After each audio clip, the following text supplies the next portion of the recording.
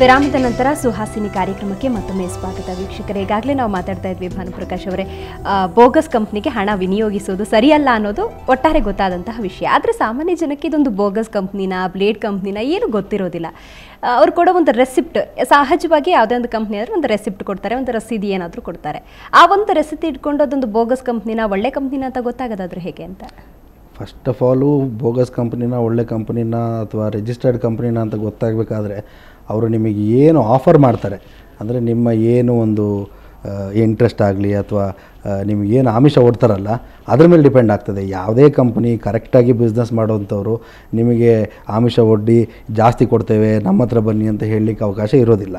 ಹಾಗೇನಾದರೂ ಕಡಿಮೆ ಗೌರ್ಮೆಂಟ್ ಏನು interest fix ಮಾಡಿದ್ದಾರೆ ಅಥವಾ ಗೌರ್ಮೆಂಟ್ನವ್ರು ಏನು ಕೊಡ್ತಾರೆ ಅದಕ್ಕೆ ಇನ್ಪಾರಾಗಿ ಯಾರಾದರೂ ಕೊಡೋದಾದರೆ ಅದು ನನ್ನ ಒಂದು ವೈಯಕ್ತಿಕವಾದ ಇದರಲ್ಲಿ ಅದು ಮೋಸ ಮಾಡಲಿಕ್ಕೆ ಸಾಧ್ಯತೆ ಇರೋದಿಲ್ಲ. ಎರಡನೇದು ಅವರ ಅಗ್ರಿಮೆಂಟ್, ನೀವು ಕೇಳಿದಾಗ ಅಗ್ರಿಮೆಂಟು ಅಥವಾ ರಸೀದಿನೋ ಮತ್ತೇನಾದರೂ ಕೇಳೋದಾದರೆ ಅದು ಒಂದೇ ದಾಖಲೆ ಸಾಕು ನಿಮ್ಮ ಹಣವನ್ನು ನೀವು ವಾಪಸ್ ಪಡೀಲಿಕ್ಕೆ. ಆದರೆ ಅಗ್ರಿಮೆಂಟ್ ಯಾರೂ ಅನಾಥರೈಸ್ಡು ಅಥವಾ ರೆಗ್ಯುಲೇಷನ್ ಕೆಳಗಡೆ ಇಲ್ದಿರ್ತಕ್ಕಂಥ ವ್ಯವಹಾರದಾರರು ಯಾರು ನಿಮ್ಗೆ ಅಗ್ರಿಮೆಂಟ್ ಮಾಡಿಕೊಡ್ಲಿಕ್ಕಿಲ್ಲ. ಹಾಗೇನಾದರೂ ಅಗ್ರಿಮೆಂಟ್ ಮಾಡ್ಕೊಳ್ಳೋದಾದರೆ ಅದು ತೀರಾ ಉತ್ತಮ, ನಿಮಗೆ ನಿಮ್ಮ ಒಂದು ದುಡ್ಡನ್ನು ವಸೂಲಿ ಮಾಡಲಿಕ್ಕೆ ಭಾಳ ಅನುಕೂಲ ಆಗ್ತದೆ. ಓಕೆ, ಮತ್ತಷ್ಟು ಮಾತಾಡೋಣ.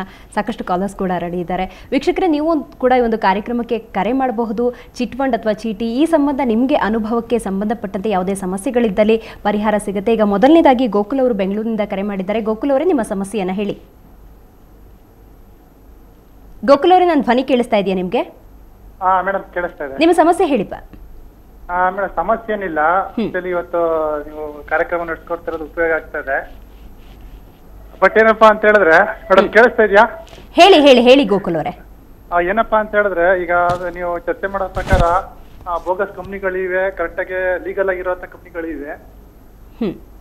ಬಟ್ ಏನಪ್ಪಾ ಅಂತ ಹೇಳಿದ್ರೆ, ಈಗ ಬೋಗಸ್ ಕಂಪ್ನಿಗಳಿಂದ ಇವತ್ತು ಏನ್ ಇಲ್ಲಿಗಲ್ ಆಗಿ ನಡೀತಾವೆ ಕಂಪ್ನಿಗಳು, ಅದಕ್ಕೆ ತೊಂದರೆ ಆಗ್ತಾ ಇದೆ. ಅದರಲ್ಲಿ ಎಷ್ಟೋ ಜನ ವ್ಯಕ್ತಿಗಳು ಅವರ ಲೈಫ್ ನ ಚೇಂಜ್ ಮಾಡ್ಕೊಂಡಿದ್ದಾರೆ.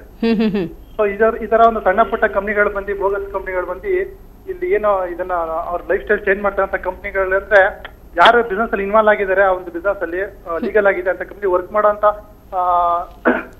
ಜನಗಳಿಗೆ ಅದು ತೊಂದರೆ ಆಗ್ತಾ ಇದೆ. ಇದರಿಂದಾನೇ ಒಂದು ಕರೆಕ್ಟ್ ರೀತಿಯಲ್ಲಿ ಕಾನೂನು ಕರೆಕ್ಟ್ ರೀತಿ ಅಂತ ಕಂಪ್ನಿಗಳನ್ನ ಹೊಡೆದೋಡಿಸಿದ್ರೆ, ಸೊ ಇದರಿಂದ ಲೀಗಲ್ ಆಗಿರುವಂತ ಕಂಪ್ನಿಗಳು ಬೆಳೆದ ಬಂದ್ರೆ ಎಷ್ಟೋ ಜನ ವ್ಯಕ್ತಿಗಳು ಬೆಳಿಬಹುದು ಅಂತ ನನ್ನಿಂದ ಪ್ರೇರಣೆ. ಓಕೆ ಓಕೆ ಗೋಕುಲ್ ಅವರೇ, ಅವರವರ ಅಭಿಪ್ರಾಯವನ್ನ ಕೂಡ ತಿಳಿಸಿದ್ದಾರೆ. ಏನು ಹೇಳ್ತೀರಾ ಇದ್ರ ಬಗ್ಗೆ? ಅವ್ರು ಹೇಳೋದು ಕಡಖಂಡಿತ ನಿಜ. ಅದು ಹಾಗೆ ಒಂದು ಶೋಧನೆ ಮಾಡ್ತಾ ಹೋದರೆ ಬಹುಶಃ ಬೋಗಸ್ ಕಂಪ್ನಿ ಯಾವುದು, ನಿಜವಾಗ್ಲೂ ರಿಜಿಸ್ಟರ್ಡ್ ಕಂಪ್ನಿ ಯಾವುದು ಗೊತ್ತಾಗ್ತದೆ. ಅವ್ರನ್ನ ನಿಲ್ಲಿಸ್ಲಿಕ್ಕೆ ಏನಾದರೂ ಒಂದು ಪ್ರಯತ್ನ ಮಾಡಿದರೆ ಬಹುಶಃ ಜನ ಮೋಸ ಹೋಗೋದು ಸ್ವಲ್ಪ ಕಡಿಮೆ ಆಗ್ಬೋದು ಅಂತ ನನ್ನ ಅನಿಸಿಕೆ. ಓಕೆ, ಮಧು ಶಿರ್ಸಿಯಿಂದ ಕರೆ ಮಾಡಿದ್ದಾರೆ. ಮಧು ಅವರೇ, ಚಿಟ್ ಫಂಡ್ ಅಥವಾ ಬೋಗಸ್ ಕಂಪನಿಗಳ ಬಗ್ಗೆ ನೀವೇನು ಹೇಳ್ತೀರಿ? ನಾವು ಅದೆಲ್ಲ ನಂಬೋದಿಲ್ಲ. ಆದ್ರೆ ಈಗ ಇಲ್ಲಿ ಬಹಳ ಜನ ಅದಕ್ಕೆ ಅಡಿಕ್ಟ್ ಆಗ್ಯಾರ. ಓಕೆ, ಅವ್ರಿಗೆ ಆದಷ್ಟು ಏನಾದ್ರು ಹೇಳೋಣ ಅಂತ. ಹೇಳಿ, ನಿಮ್ಮ ಅಭಿಪ್ರಾಯ ಏನು ಹೇಳಿ, ತಿಳಿಸ್ಬೋದು. ಅಂದ್ರೆ ನಾವು ಅಭಿಪ್ರಾಯ. Okay, fine. ಅವರು ಕೂಡ ಅವರ ಅಭಿಪ್ರಾಯವನ್ನು ತಿಳಿಸ್ತಿದ್ದಾರೆ. ಏನು ಈ ಥರ ಬೋಗಸ್ ಕಂಪ್ನಿಗಳಿರ್ತವೆ, ಆದರೆ ಬೋಗಸ್ ಕಂಪ್ನಿಗಳಿಂದ ಮೋಸ ಹೋಗ್ತಿದ್ದೀವಿ ಜನ ಅಂತ ಹೇಳಿ. ಆದರೆ ಈಗ ನಮ್ಮ ಹಣ ಮೋಸ ಆಗಬಾರ್ದು ಅನ್ನೋ ದೃಷ್ಟಿಯಿಂದ ಈಗ ಒಂದು ಕಂಪ್ನಿಲಿ ಏನು ಗ್ಯಾರಂಟಿ ಅಂತ ಹೇಳ್ಬಿಟ್ಟು ಯಾವುದೋ ಕಂಪ್ನಿಗೆ ಒಂದು ಹಣವನ್ನು ವಿನಿಯೋಗಿಸ್ತಾರೆ ಅಂದರೆ ನಾವು ಅವರಿಂದ ಏನು ಡಾಕ್ಯುಮೆಂಟ್ಸ್ಗಳನ್ನು ಪಡೆದುಕೊಳ್ಬಹುದು ಅಂತ ಯಾವುದಾದ್ರು ಒಂದು ಕಂಪ್ನಿಯಿಂದ? ಫಸ್ಟ್ ಆಫ್ ಆಲು ಯಾವುದೇ ಒಂದು ರಿಜಿಸ್ಟರ್ಡ್ ಕಂಪ್ನಿ ಚಿಟ್ ಫಂಡ್ ನಡೆಸ್ತಿದೆ ಅನ್ನೋದಾದರೆ ಅವರು, ನಾನು ಮೊದಲೇ ಹೇಳಿದಾಗೆ, ರಿಜಿಸ್ಟರ್ ಆಗಿರಬೇಕು. ಅದಾದ ನಂತರ ಯಾರೊಬ್ಬ ಇನ್ವೆಸ್ಟರು, ಅಂದರೆ ದುಡ್ಡನ್ನು ಹೂಡಲಿಕ್ಕೆ ಯಾರು ಬರ್ತಾರೋ ಅವರೊಟ್ಟಿಗೆ ಒಂದು ಅಗ್ರಿಮೆಂಟ್ ಸಹಿತ ಮಾಡ್ಕೋಬೇಕಾಗ್ತದೆ. ಓಕೆ, ಸೊ ಆ ಅಗ್ರಿಮೆಂಟ್ನಲ್ಲಿ ಹೇಳ್ತಾರೆ, ನಿಮ್ಮ ಅಗ್ರಿಮೆಂಟು ಇಂತಿಷ್ಟು ದಿವಸ ತಾರೀಕು ಶುರುವಾಗ್ತದೆ, ಇಂತಿಷ್ಟನೇ ತಾರೀಕು ಮುಗಿತದೆ, ಇಂತಿಷ್ಟನೇ ತಿಂಗಳಲ್ಲಿ ನೀವು ತಿಂಗಳಿಗೆ ಇಷ್ಟು ದುಡ್ಡು ಕೊಡಬೇಕಾಗ್ತದೆ, ನಾವು ನಿಮಗೆ ರಿಟರ್ನ್ ಆಗಿ ಇಷ್ಟು ದುಡ್ಡು ಕೊಡ್ತೇವೆ, ನೀವು ಬಿಡ್ ಸಹಿತ ಮಾಡ್ಬೋದು. ಮೊದಲನೇ ಬಿಡ್ ಬಂದರೆ ನೀವು ಎಷ್ಟು ಅಮೌಂಟನ್ನು ಬಿಟ್ಕೊಡ್ಲಿಕ್ಕೆ ತಯಾರಿದ್ದೀರಾ, ಸಬ್ಸಿಕ್ವೆಂಟಾಗಿ ನಿಮಗೆ ಎಷ್ಟು ಹಣ ಕೈ ಸೇರ್ತದೆ, ಸೊ ಅಂಥಷ್ಟು ಬಗ್ಗೆ ಎಲ್ಲದ್ರ ಬಗ್ಗೆ ನಿಮ್ಮ ಅಗ್ರಿಮೆಂಟ್ನಲ್ಲಿ ಇರ್ತದೆ. ಸಬ್ಸಿಕ್ವೆಂಟ್ಲಿ ಅದರಲ್ಲಿ ಅಗ್ರಿಮೆಂಟಲ್ಲೂ ಸಹಿತ ಇರ್ತದೆ, ನಾವೇನಾದರೂ ದುಡ್ಡು ಕೊಡದಿರೋ ಹೋದರೆ ನೀವು ಯಾವ ರೀತಿ ನಮ್ಮ ಮೇಲೆ ಆ್ಯಕ್ಷನ್ ತಗೋಬೋದು. ಅವರು ಅಂಡರ್ಟೇಕಿಂಗ್ ಸಹಿತ ಕೊಡಬೇಕು, ನೀವು ನಮ್ಮಲ್ಲಿ ಹೂಡಿಕೆ ಮಾಡ್ತಕ್ಕಂಥ ಹಣಕ್ಕೆ ನಾವು ಜವಾಬ್ದಾರರಾಗಿರ್ತೇವೆ ಮತ್ತು ನಮ್ಮ ಕಂಪ್ನಿಯಿಂದ ಇಷ್ಟು ಅಮೌಂಟನ್ನು ಗೌರ್ಮೆಂಟು ಕೂಡ ನಾವು ರೆಮಿಟ್ ಮಾಡಿ ಅಲ್ಲಿ ಕೂಡ ಇರ್ತದೆ. ಸೊ ನಮ್ಮಲ್ಲಿ ಇರ್ತಕ್ಕಂಥ ಎಲ್ಲ ಒಂದು ಕಾನೂನಿನಡಿ ಏನೇನು ಅವಕಾಶ ಇದೆ ಎಲ್ಲ ಮಾಡಿದ್ದೇವೆ. ನಿಮ್ಗೇನಾದರೂ ತೊಂದರೆ ಆದಲ್ಲಿ ನಾಳೆ ದಿನ ರಿಕವರಿ ಸಹಿತ ಮಾಡ್ಬೋದು ಅನ್ನೋದು ಅಗ್ರಿಮೆಂಟಲ್ಲಿ ಇರ್ತದೆ. ಸೊ ಅದ್ರ ಪ್ರಕಾರ ನೀವು ಆ್ಯಕ್ಷನ್ ತಗೋಬೋದು. ಓಕೆ, ರಮೇಶ್ ಅವರು ಬೆಂಗಳೂರಿನಿಂದ ಕರೆ ಮಾಡಿದ್ದಾರೆ. ರಮೇಶ್ ಅವರೇ, ಈ ಬ್ಲೇಡ್ ಕಂಪನಿ ಬಗ್ಗೆ ನಿಮ್ಮ ಅಭಿಪ್ರಾಯ ಏನು ಅಂತ? ಓಕೆ ರಮೇಶ್ ಅವರೇ, ನನ್ನ ಧ್ವನಿ ಕೇಳಿಸ್ತಾ ಇದೆಯಾ ನಿಮಗೆ? ರಮೇಶ್, ನನ್ನ ಧ್ವನಿ ಕೇಳಿಸ್ತಾ ಇದೆಯಾ ನಿಮಗೆ? ಓಕೆ, ಕಾಲ್ ಕಟ್ ಆಗಿದೆ ಅಂತ ಅನ್ಸುತ್ತೆ. ಈಗ ಒಂದು ಏನು ರಿಜಿಸ್ಟರ್ ಆಫ್ ಚಿಟ್ಸ್ ಅಂತ ಹೇಳಿದ್ರಿ, ಆ ಒಂದು ಕಂಪನಿಯಿಂದ ನಾವು ಪರ್ಮಿಷನ್ ತಗೋಬೇಕು ಅಂತ. ಸುಮಾರು ಎಷ್ಟು ಹಣದವರೆಗೆ ಈ ಒಂದು ಚೀಟಿ ಬಿಸ್ನೆಸ್ಸನ್ನು ಮಾಡಬಹುದು, ಮಾಡೋದಕ್ಕೆ ಪರ್ಮಿಷನ್ ಇದೆ ಅಂತ? ಈಗ ಸಾಮಾನ್ಯವಾಗಿ 5 ಲಕ್ಷದವರೆಗೂ ಪರ್ಮಿಷನ್ ಕೊಡ್ತಾರೆ.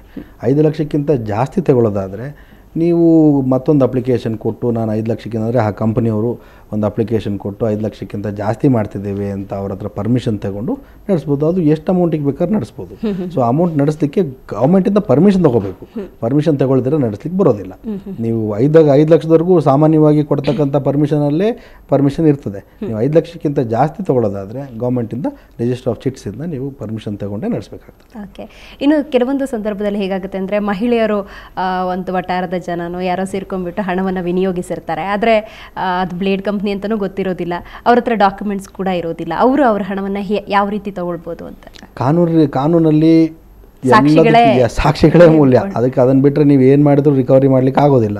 ಸೊ ಅಟ್ಲೀಸ್ಟ್ ದುಡ್ಡು ಕೊಡಬೇಕಾದ್ರೆ ಯಾರನ್ನಾದರೂ ಸಾಕ್ಷಿ ಇಟ್ಕೊಂಡು ಅವ್ರ ಮುಖಾಂತರನೋ ಅವ್ರ ಮುಂದೆನೋ ಕೊಟ್ಟರೆ ನಾಳೆ ದಿವಸ ಅಟ್ಲೀಸ್ಟ್ ಅವರನ್ನಾದರೂ ಸಾಕ್ಷಿಯಾಗಿ ಉಪಯೋಗಿಸಿ ಕಾನೂನು ರೀತಿ ಏನು ಕ್ರಮ ತಗೊಳ್ಬೋದು ತಗೊಂಡು ಹಣವನ್ನು ವಾಪಸ್ ಪಡೀಲಿಕ್ಕೆ ಒಂದು ಅನುಕೂಲ ಮಾಡ್ಕೋಬೋದು. ಅಷ್ಟನ್ನು ಬಿಟ್ಟರೆ ನನ್ನ ವೈಯಕ್ತಿಕ ಅಭಿಪ್ರಾಯ ಕೇಳಿದ್ರೆ ಪ್ರತಿಯೊಬ್ಬರು ಏನಾದರೂ ಒಂದು ದಾಖಲೆ ಸೃಷ್ಟಿ ಮಾಡ್ಕೊಳ್ಳೋದು ಒಳ್ಳೆಯದು, ದುಡ್ಡನ್ನು ಕೊಡುವ ಮೊದಲು.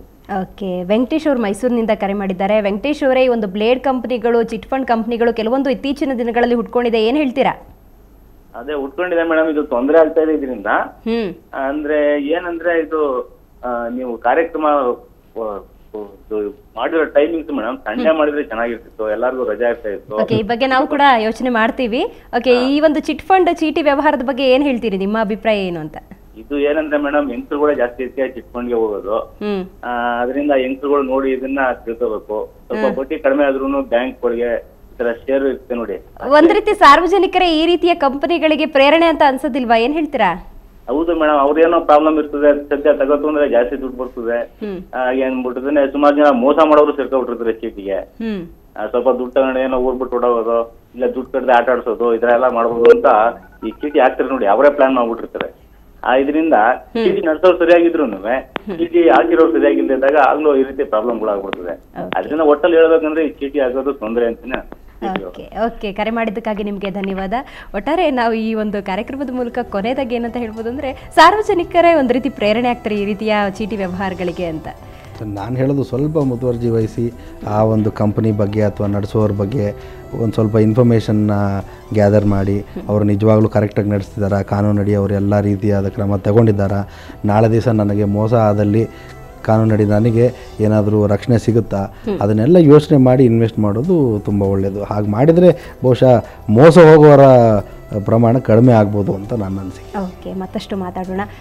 ವೀಕ್ಷಕರೇ, ನಿಮ್ಮ ಹಣವನ್ನು ಉಳಿತಾಯ ಮಾಡಬೇಕು ಅಂದರೆ ಬ್ಯಾಂಕ್ಗಳಿದ್ದಾವೆ. ಯಾವುದೋ ಚೀಟಿ ವ್ಯವಹಾರದಲ್ಲಿ ಹಣವನ್ನು ವಿನಿಯೋಗಿಸೋ ಒಂದು ಉದ್ದೇಶವೇ ತಪ್ಪು. ಅದರ ಜೊತೆಗೆ ವಿನಿಯೋಗಿಸಲೇಬೇಕು ಅನ್ನೋದಾದರೆ ಅದಕ್ಕೆ ಸೂಕ್ತ ದಾಖಲೆಗಳನ್ನು